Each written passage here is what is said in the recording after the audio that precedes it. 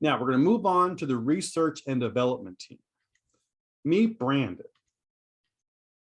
Brandon is the R&D manager.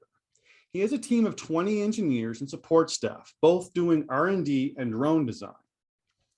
Because of the competitive nature of the drone industry, Brandon and his team put in a lot of hours and deal with tight deadlines. Now, due to the expectations placed on the R&D department, most staff feel like they're not allowed to be sick and really cannot miss time. And because of this, a lot of staff feel burned out, but still keep coming into work, regardless if they're sick, stressed, or worn out. Because of the culture that exists in the R&D department, where staff feel like the world will end if they miss time, or the expectation is that they'll show up even if they're on death's door, it creates a common problem among Brandon's team: presenteeism. When employees are not mentally, emotionally, or physically able to do their job, but they show up for work anyway.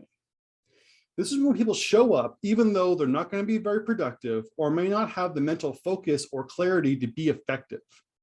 On the personal side, presenteeism leads to increased risk of the effects on stress-related medical conditions, prolonged illness, and increases the risk of repetitive injuries. On the business side, presenteeism leads to increased risk of mistakes and customer complaints, reduced morale, declining performance, and can even lead to higher chances of lawsuits down the road from technical errors or employee injuries.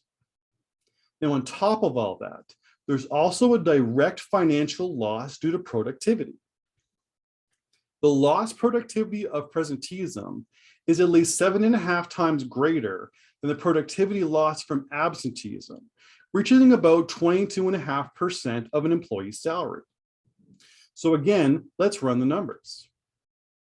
If presenteeism is 22.5% of salary per year, and Brandon's department has 20 employees, the mean salary for all the R&D employees is about $50,000. So let's say half are dealing with presenteeism. Now, again, in a workplace culture like this, the percentages tend to be closer to 75 to 80%. So in this common and very conservative scenario, Brandon's department is experiencing a cost of $112,000 per year in productivity and customer loss.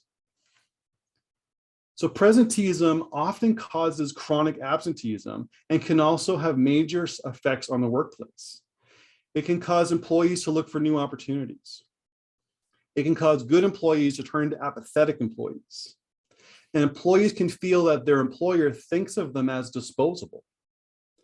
Presenteeism is a cause of absenteeism and almost 8 times more expensive. But absenteeism tends to be more of a priority in most workplaces. This is an example of how many workplaces are focusing on dealing with the symptoms and not necessarily the illness.